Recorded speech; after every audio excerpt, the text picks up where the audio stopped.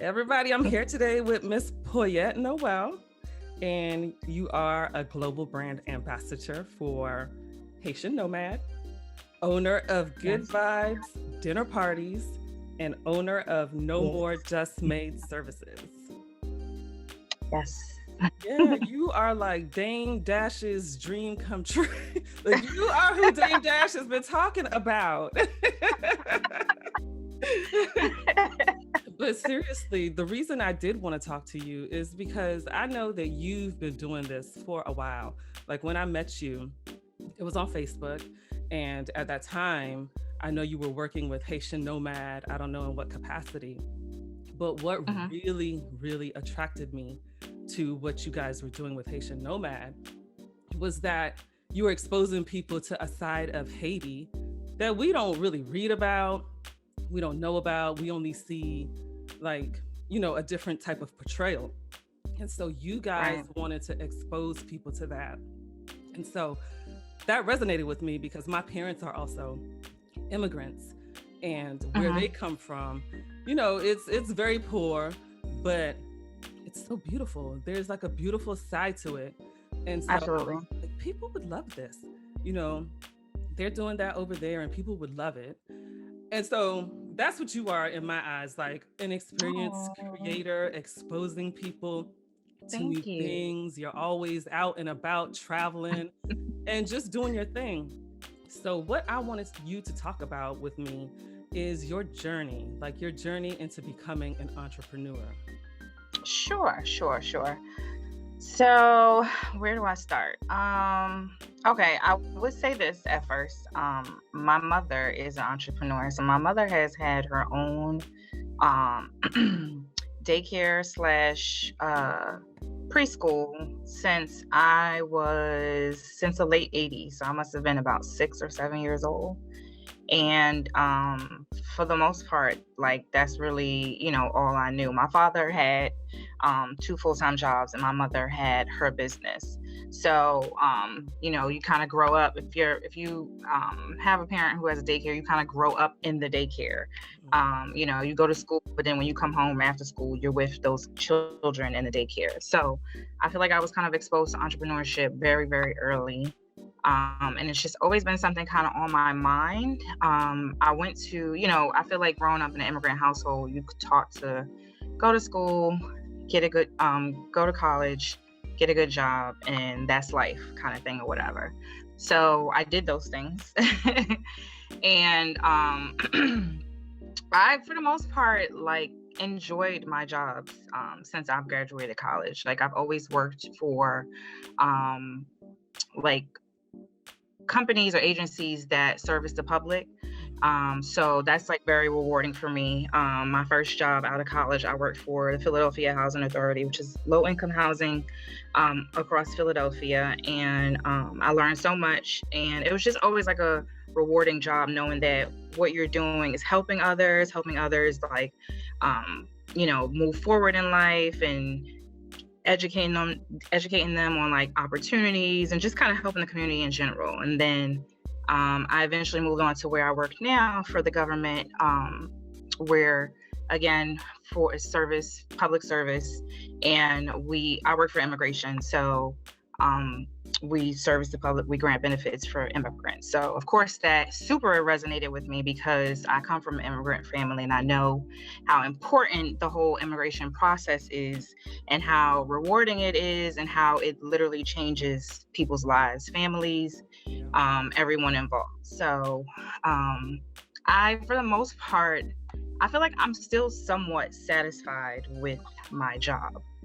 But I would say within the last few years, my mind just kind of like started to kind of drift outside of work and like do things that were more like beyond a hobby, but do things that were fun and things that are able to like kind of make me money. So um, I enjoy traveling a lot, and I realized that in order to travel a lot, you probably need a lot more money. So, in order to not like go in debt by just spending my paycheck on travel, I was like, okay, I kind of need some side hustles to make some extra money. So how Haitian Nomad came about, he's actually a really good friend of mine, and we were in a travel group together, and he started his business, I want to say in 2015, 2016. And I had kind of seen, he had did a trip to Haiti, and I wanted to go, but I wasn't available at the time. And I had actually never been to Haiti before.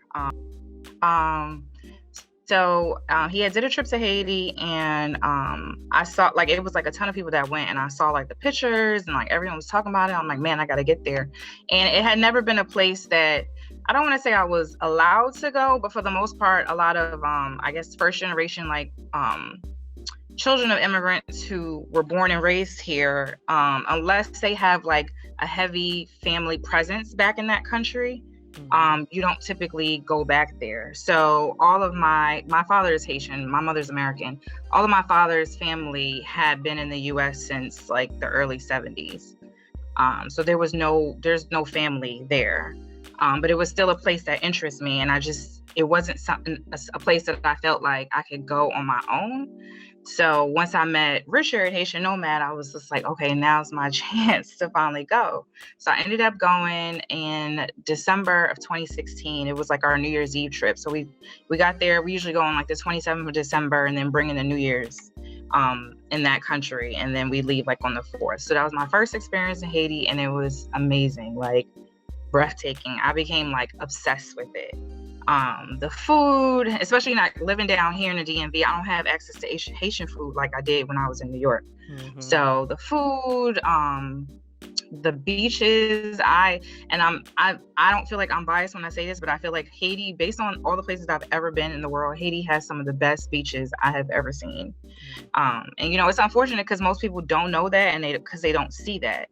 So I became obsessed with it. And as Richard continued to do more Haiti trips, he started to branch out and do other countries. And I had actually did a Cuba trip with some of my girlfriends for I think it was my 33rd birthday. Yeah, it was my 33rd birthday. And I had created an itinerary. And at the time, Cuba was a place that not many Americans had been. Right. It wasn't easy to get to. It was like all these like rules you had to like abide by, and all the stuff you had to do before you even got there. So the process was very intimidating for a lot of people. And I was like, I'm going to have my birthday there. And, you know, some people were like, how are you going to pull this off? You know, you can't use your cell phone there. Like, you can't withdraw cash from an ATM. Like, it's all this like pre-planning stuff you have to do. So I told some of my friends that I wanted to go, and they were just kind of like, I'm booked. Everybody was just booking their flights.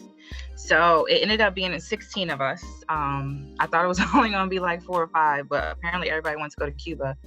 And I had my whole little itinerary planned out, PDF, sent it to everybody every day, what time we was going to wake up, what we going to do, where we going to go. I had a whole itinerary planned out.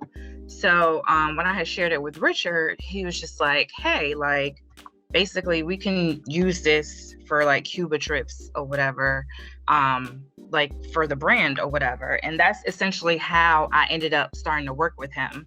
I would just kind of assist with some of the itineraries, because planning itineraries in general is one of my favorite things to do. To go to a country and just kind of like research the country, top 10 fun things to do, like what are the must-sees. So I for the most part, we have been using my Cuba itinerary for every time we go to Cuba, or Havana specifically. So that's kind of how I started kicking it with Haitian Nomad, and just kind of like doing some of the trips with them. And then I started kind of tapping into like social media, like marketing and branding, and playing around with like designing flyers and stuff like that. And I was like, oh, okay, like this is like fun, and I feel like I'm good at this. So I kind of transitioned more to like what I guess you would call a brand ambassador, where my main focus was to kind of just like bring people's attention to the brand, you know, promote us, market us to people, acquire new customers, things along those lines. So we've been rolling since then. And that's kind of how I became part of like the Haitian Nomad brand ambassador. So I agree when you say that Haiti probably has some of the most beautiful beaches. I mean, I have not been either, but I've seen pictures, and I Yeah. joke all the time that I was Haitian, like because I really like the culture just really resonates with me. I used to go to Uh-huh. Haitian parties in college, and with a friend of Really? mine, yeah, they would take us, and it's like it's somebody's apartment, but we're all dancing and having a good time. So yes, I feel like I'm Haiti on the inside, Haitian on the inside.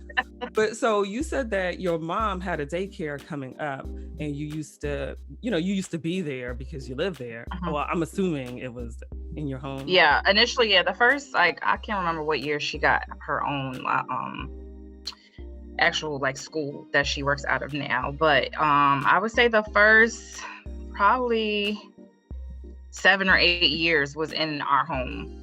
So yeah, I was in there for a long time, and even after she moved to another location, I would go there after school as well.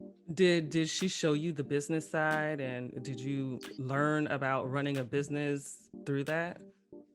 I honestly, it could be like, I feel like it could be something that I always had. I can't remember her ever specifically sitting down with me to go over anything, but there were just like certain things that I saw that I witnessed her doing all the time. Like for, daycares, they have to kind of like plan out their meals, and she has to like submit all of these documentations to like the state of New York every month. There's like, different regular rules and regulations that she has to abide by on a regular basis. So I witnessed that. I witnessed how she did like payroll with her staff. I witnessed how she collect payments from her customers. So there were some like basic, I feel like, transactions that I did witness. But there wasn't really like, a lesson, this is how you run a business. Because a lot of times as an entrepreneur in general, you just kind of like going up, you're learning as you go along, you know what I mean? I don't want to say you're winging it, but you're kind of like, you're doing it as you go along, and you're learning new things, and you're doing those new things as you're going along. Yeah, I agree. It's a journey for a lot of you, and I know a lot of people don't have mentors, and I know you've spoken about how people they want to ask you questions and want to they want to know how you do what you do and that type of thing. So Right. even within your businesses that you do partnerships and stuff like that. Um, Hmm. but before we get to that, the Cuba trip, I remember seeing those pictures, and I know that when Cuba opened up for travel, a lot of people were so excited to go, Yep. and it just has it has the strong African presence, and so Yeah. it resonates with a lot of us to go there and to connect with it on that level. So, Absolutely. so you said that you planned out that whole trip, and then you and Richard started working together more after that. So then does that roll into the Good Vibes dinner experience? Because it sounds like you are a planner. Like, and I'm I'm kind of definitely a like that planner. too, but it sounds like, yes, you are on it. So how did I am how did that come definitely, about? yes, I am definitely a planner. I plan everything since like I was a kid. So the Good Vibes dinner parties came about because I just randomly was just like, I want to have like an intimate dinner. You kind of get to an age where you're just like, the clubbing thing is played out. Like, I'm not going to stand in heels and dance in anybody's club at like 11 p.m. Like, I'm going to have a nice dinner with my friends, and that's going to be our fun now. So I just wanted to do like a small intimate dinner. I really didn't put a lot of thought into it. I had some kind of seen some stuff on like Pinterest, and I was like, this is super cute. And just kind of like going to like weddings. There was a point in time where I went to like 4 or 5 weddings every year for like 3 years. And I would just kind of like see the decor, and I kind of became obsessed with like wedding decor. Um, but I was like, I don't have really any interest in like wedding planning per se, but I do kind of like the whole like table setup. So I was like, I'm gonna do like a dinner party with a few close friends. I called it like a pilot.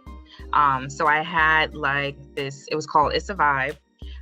in my backyard, and I think I've invited like 20 of my friends, and like 17 or 16 were able to show up. And I rented all of the equipment, tables, chairs, all of the decor, chargers, plates, wine glasses, the whole nine. And I had hired, so one of Richard's good friends actually is a chef, and we had kind of briefly talked about it, how like, we wanted to do some like private dinners. And I told him that, I want to have this dinner, and I want it to be like 3 courses, and I want it to be like fancy. And he was like, okay, sure, let's do it. So he came down from New York, and I had sent out like an invitation to all my friends, and, kind of just told them what I was doing. I had went on Amazon and bought like the little photo backdrop greenery thing, and then just kind of set it up. And it was a good time. Everyone enjoyed it. One of my girlfriends at the time worked for the French embassy that has like their own store that sells wine, and she was able to give me a hookup on like a bunch of bottles of wine. So I bought a bunch of bottles of wine from her, and because it was, it was just like it added to like the like fanciness that I was trying to achieve. So we had wine, we had 3 courses, we had a dessert, and it was just like a good time for like fellowship and just kind of like hanging out, chatting while enjoying good food. So I was just kind of like, all right, like I can move forward with this. Like, good food, good people, good drinks, good vibes. Like that's my like kind of, I guess, slogan for good vibes dinner parties.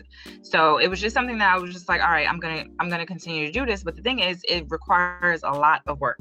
Yeah. And I find that like, in order to make it worth my time and effort, your price point has to be somewhat high. And that was kind of like a struggle for me, because it's like, if I'm going to charge, say like $150 for a ticket to a dinner party, I have to make sure it's like something exclusive where people feel like they got their money's worth. Otherwise, people are not going to buy a ticket. So I did another one the following year, which was Autumn Vibes. And I actually rented a space for that. And again, like everything was so expensive. I rented a space. I hired a chef, Sani, Food by Sani. She did that dinner party for me, and everything went great. But again, like it ended up being like me breaking even. So it was just kind of like, even though I love doing this, it's all the effort and all the time that I'm putting into it. Am I getting compensated for that? So I kind of like slowed down for a bit, and I didn't do any dinner parties for a while. And then my friend Shayna, who has kind of like an event planning, vacation planning brand, started, basically reached out and was just kind of like, hey, like, you want to do like a dinner party together? And we briefly talked about it, and we kind of ran with it. And she kind of has a really good eye for like wine pairings, like basically coming up with menus and wine pairings for those menus that is like really good. So we had come up with a 5-course menu that she had 4 different wines to pair with the dishes. And that was our first come through dinner party. That was in September of last year. And it was a success. And being that I had help this time, it didn't feel like, you know what I mean? Like, this isn't worth my time kind of thing or whatever. Yeah. So we ended up doing another one for around Thanksgiving, which was Friendsgiving.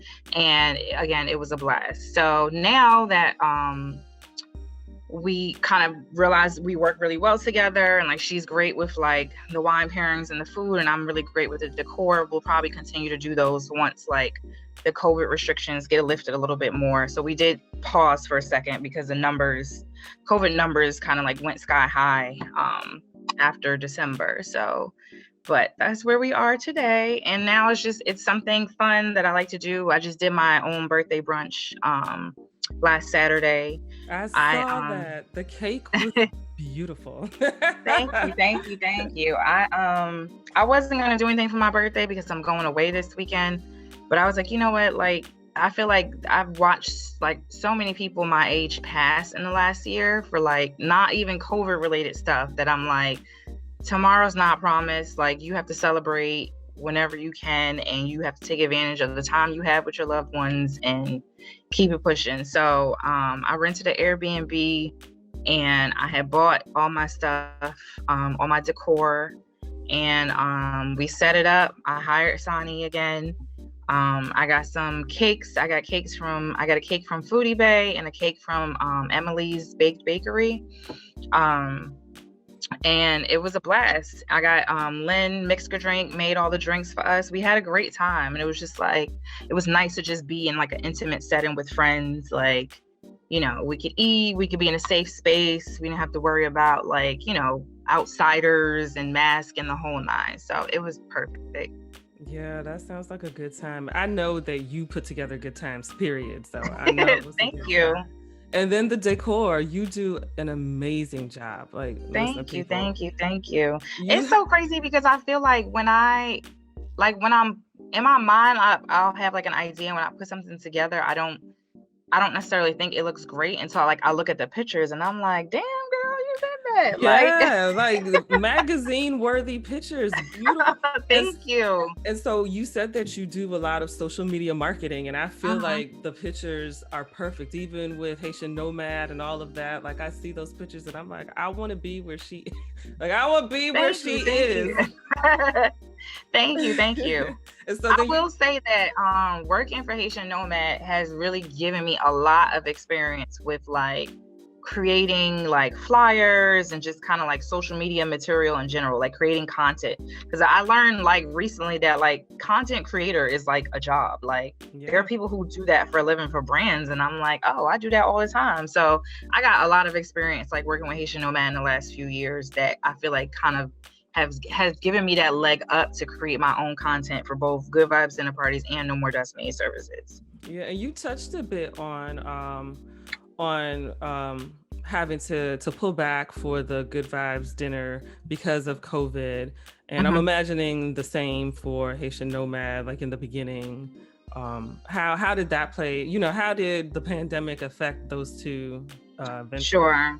So with the last Good Vibes Dinner Parties, the one we did for Friendsgiving, that was really right, like literally a week after that dinner party. Hogan had like shut down everything. There was like restrictions on everything. You couldn't be indoors. Like indoors, I think it was like the max was 10 people. So it was just like, obviously we wouldn't be able to move forward with these because we normally have at least 20 people at our dinner parties. So we were okay with it. Like I understand the times and everything. And it's not like we had like a planned schedule and then it got canceled. We were kind of planning them on a as needed, like ongoing basis based on like just kind of like getting a feel for what's the restrictions looking like now, what's the numbers looking like now, like how comfortable are people with going to, you know, indoor dinner parties. We just kind of like playing it by ear and watching the situation. So we didn't have anything else planned, so it didn't really affect us, I guess I would say, moving forward. But with Haitian Nomad, we did have a full schedule for last year, and we had to cancel or postpone starting. I think our last trip was in Morocco of March of last year. We had 2 back-to-back trips in Morocco, and the first trip got cut short. It was, I don't know if you remember, but there was a time where like people were like basically stuck in airports because no flights were flying out. Yeah. So luckily he had made a call at the right time to get everyone home on that first trip and canceled the second trip. Because people, especially in Morocco, were like stranded in the airport for days because they couldn't get any flights out back to the US. So we did, after Morocco, our next trip wasn't until November, which was Haiti. And that was our first trip since COVID started. And it went fine. It was a very, like, I would say, easy, low-key trip, easy to navigate. Haiti didn't have any like COVID restrictions really. They didn't have like a lot of countries now require like negative PCR within a certain amount of time. And our next trip after that was Senegal, which did require a negative PCR test. So we just had everyone. So our Senegal trip was actually supposed to be in May, Memorial Day weekend. We postponed it to November. So everyone just, abide by the rules, get their tests, wear their masks. And this kind of like, you take a risk now with traveling, but it's, to me, it's a low risk as far as flying, because, masks are mandated in the airports. They're mandated on your flights. And then for the most part, if you're testing negative to go to a country, most people are going to be negative as well. That's the way they were able to be admitted into the country. And then you just have to be smart when you travel. Like everywhere we went to eat, it was kind of like a private, with exception to like one dinner, everywhere we went to eat, it was like private dining, like where we would just eat. We were by ourselves for the most part. So we didn't have to worry about like mixing and mingling with like strangers essentially. But we had started picking up on trips, and we kind of have like a full schedule this year. He's putting out a new 2022 calendar, I think within the next week. But people want to travel, and as long as you do it safely, like life goes on. Yeah. I mean, we see some states have lifted mask restrictions altogether as of the past couple of days. So people are anxious to get back to living again. So but I know even within the pandemic, you were able to start your latest venture. Yeah. And so that one is no more desk maid services. So tell us a bit about that, what it's about and how it's been going for you, because you just celebrated your 1-year anniversary. I can't believe it's been 1 year. Yeah, 1 year. I can't believe it either, honestly. So a little background about how I ended up starting the cleaning company. So 2019, my boss, actually 2018, my boss had retired. And prior to him retiring, like that whole year leading up to it, he essentially kind of like groomed me for his position. So when he was about to retire and they put out his position, I had applied. I don't know if you're familiar with like government jobs, but you have to make like a certification list, based on the number of points you get on the application. And then once you make the cert list, the hiring manager can choose who they want to hire. who they want to interview. And I had made the cert list, made the interviews, did 2 rounds of interviews. And in my mind, I killed it. I'm like, this job's going to be mine. All my colleagues wanted me to have that job. I had great relationships with everybody in my department. Like, this is mine. And for whatever reason, well, actually, I know the reason, but anyway, they ended up hiring this young white guy.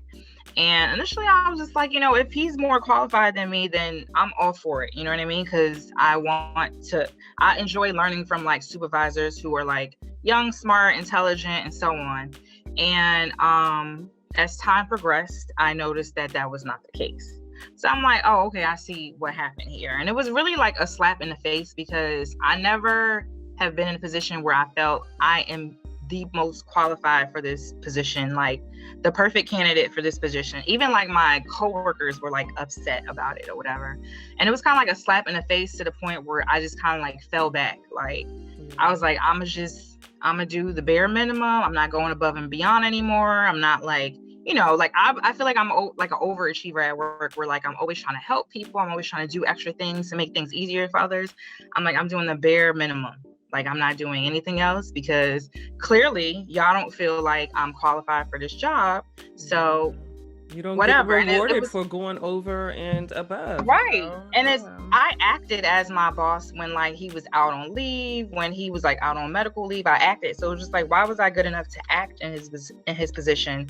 But when it came down to hiring me and giving me the money that I needed, I wasn't good enough. So anyway, I say all that to say, I kind of just had my mindset just changed completely. And I was just kind of like, I need to start looking at ways to essentially like move on from jobs, and ways to kind of like secure like my financial future, and just do things that like I'm not, you know, like basically reporting to somebody else for nothing. You know what I mean? Yeah. So I was in this entrepreneurship group in 2020, and the the guy in charge of it, Rohan, he is someone who had started a cleaning business years ago. And since then, he's like a serial entrepreneur. So he started numerous businesses, but he basically was encouraging people to start service-based businesses. So whether it was cleaning business, landscaping business, laundry service, moving company, it was like a wide variety of options that like, basically, if you start these businesses, you can make money to start more businesses. And like, this is a good path to like financial freedom or whatever. So he had these calls every day in January, starting from like January 1st, every day at like 9 o'clock Eastern Standard Time. A bunch of people would get on a call, and he would go through step by step how to build our cleaning companies. Everything from setting up a website, from getting customers, from hiring staff, like essentially like the blueprint to starting a service-based business. So every night we was on those calls, and I did every single thing he told me to do. So my goal essentially is I started No More Just Maids services to create an additional source of income to invest. I want to do some real estate investments because I like, I read a lot, and I noticed that a lot of rich people became rich through real estate investing. Yeah, Bill Gates is buying all that land. Did you hear that's where the money is. That is where the money resides. So I'm like, listen, like my paycheck is not going to give me enough money to, buy a four apartment, building in DC. Like I'm going to need extra income. So I started my cleaning business to create additional income to invest. And that's where I am now. So God willing that I'm able to purchase something this year. But aside from investing, it has also became something like just that I try to make sure that what I'm doing matters. Mm-hmm. So all of my staff are women or minority women. And I get beat up a lot by people saying that my prices are too high.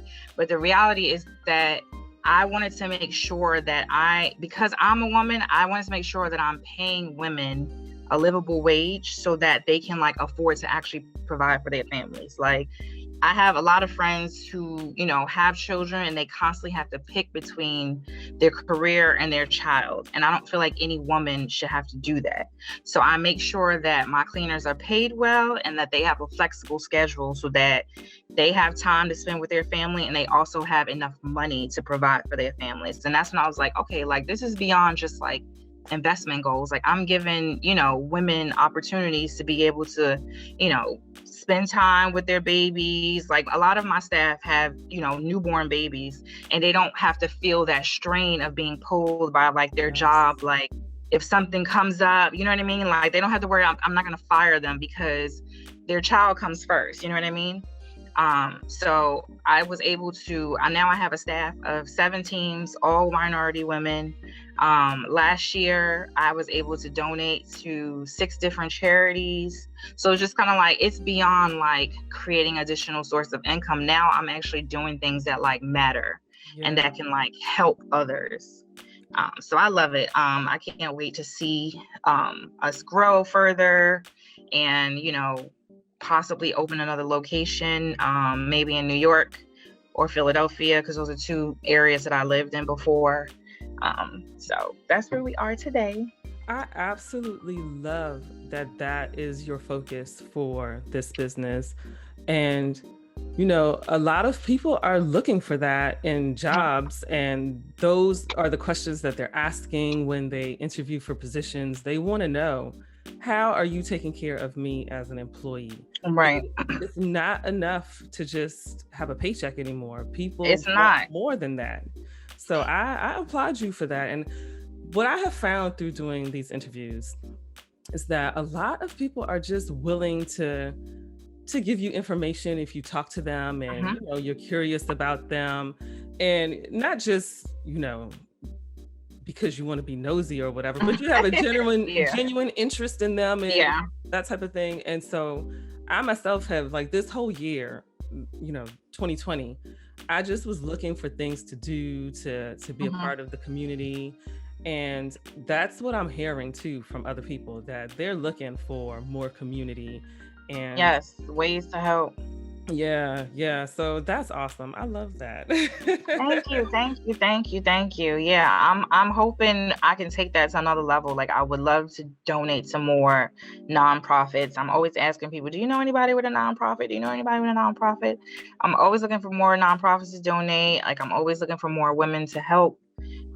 It's just, I feel like as a woman, it's my duty. Like, I have to do that as a woman, especially as a business owner. So I'm enjoying it. And then the gentleman Rohan you spoke about sounded like he was Clubhouse before Clubhouse was Clubhouse. Yes, he definitely was. And I'm like, people like need to put some respect on his name, because he was definitely, like, he shared so much free game with us. Like, and it's when I hear people complain about stuff, I'm just like, you just don't know how good you have it. Like, like I said, he gave us the blueprint, like, and he would get on, for somebody to get on a call with somebody else every single day for free to help you. If you tell him I'm having a problem with this, he try to figure out solutions for you. Like that's free game. And he definitely was the Clubhouse before Clubhouse, because that's exactly what people are doing on Clubhouse now. Exactly. Yeah, that's awesome. Listen, I'm loving it.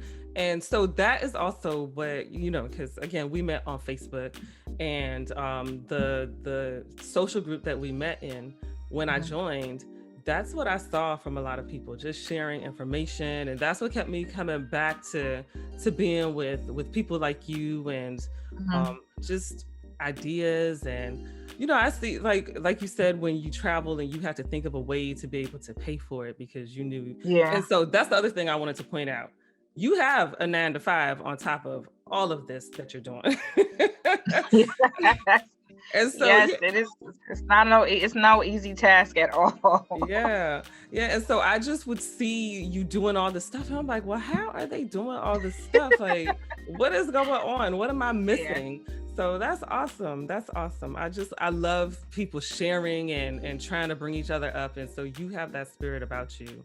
And I appreciate you wanting to talk to me, because I do feel like a lot of people, because people are actually shocked that I have a job. They're like, what? I thought all you did was travel. And I'm like, what? I wish all I did was travel. I'm like, I got a whole 40-hour work week every week, like, on top of like my endeavors and whatever I want to do for fun. So I think it's not easy at all, but I think with the right focus and planning and like discipline, like, you can be able to work and still do the things you love on the side. But it takes a lot of consistency and a lot of focus, because when I tell you, like, people just constantly coming at me trying to pull me all different ways, you should do this. Oh, can I talk to you about this? And it's just like, no, like, this is the path that I'm on.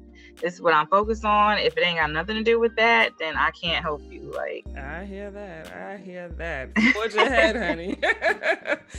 So those were some great tips that you had for people to get in that right mindset, and you got to block all that foolishness out and focus. Yes.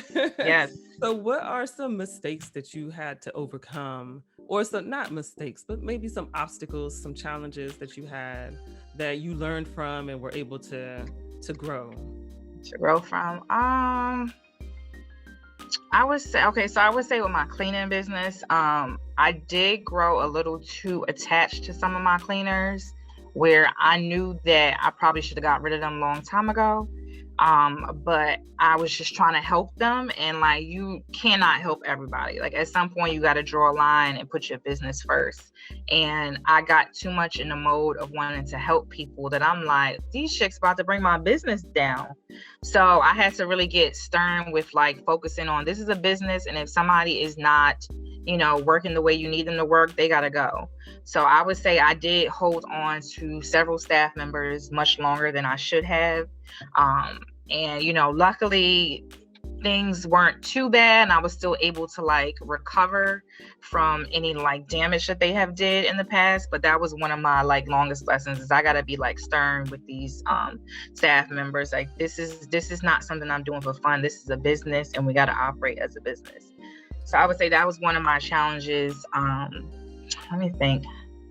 I'm trying to think as far as I mean, that's lessons. kind of a big one though, because I was going to ask about that as well, because, you know, the other two ventures that you have, they both require a lot of planning and a lot of detail. And so that's what I was going to ask, like, what kind of, what details are you looking for when you do look for people for your cleaning company? Because there has to be somebody that you trust, you know, they're going into someone's home. Right. Yeah, I do background checks on everybody. Everyone has to do a test cleaning, and that's essentially like, sometimes it's an actual real customer of mine. Like if I get a small 1-bedroom, 1-bathroom, I'll have my potential candidate go do that cleaning and see how it goes. Or other times I have them clean my friends. I have a couple friends that live in DC and the Baltimore area who open their houses to me anytime that I need a cleaning, so that I'll just send them to their house to do a test cleaning to see how it goes. And this is really just to make sure that, because everybody claims that they can clean, everybody claims that they're a great cleaner, and that's not always the case. So that's like kind of like my test to make sure that they clean to the standards that I need, and that they're kind of in alignment with the quality that I want to provide for my company. Yeah, that makes sense. And then, so it also makes sense that you care so much about people, because you said that from the beginning, that you like to help people, and Yeah. that's part of what drives you, a part of your passion. So I get that, but you need an enforcer. Yes, I definitely need an enforcer. I wanted to say another like hard lesson I learned is knowing when to essentially break up with the customer, because I would say 95% of my customers are amazing. They're nice, they're polite, they're sweet, they love our service, they tell their friends, they keep coming back, and so on. But there's a 5% sometimes that I peep that they're going to be a problem, and I still give them a chance anyway. And I need to be more firm with just like, we're not the company for you, because then it ends up being a whole situation where it's just like, because this is my baby. If like a cleaning doesn't go well, or somebody disrespects one of my staff members, or just something bad happens during a cleaning, like I feel that, like I feel it for like at least a week, where I'm just like upset, like this hurts me, you know what I mean? So I needed to learn a hard lesson about problem customers and how to just cut the relationship like quickly. Like, most customers, if you cut the relationship with them, like they'll just move on, you know what I mean? But if you allow people to just kind of keep like nitpicking, giving you a hard time and being disrespectful, like you got to just cut that. Like you cannot be nice to everybody. And that was like a hard lesson I had to learn also in 2020. It's just like, once I peep certain like characteristics or certain words, like cut it, just refer them to another company and move on, because all money is not good money. I mean, I like what you said too. I think that's a fair way to say it, unfortunately, I don't think we're for you. I wish you best, but we're going to have to decline. Right. I mean, that happens. And that's the thing, that happens in any type of relationship, whether it's business, personal, family, whatever, So anyhow, all right, well, I've had a great time talking to you, and I just really wish you so much success. I thought we could talk for another hour. Thank you so much. I appreciate you giving me the opportunity to talk. Because like I said, I feel like people assume a lot, and it's nice for just to have a conversation so people can really see what the deal is. So I appreciate this. I think it's so dope what you're doing, and I'm looking forward to watching you interview other people as well. Oh, thank you so much. Thank you, boo. All right. You're welcome.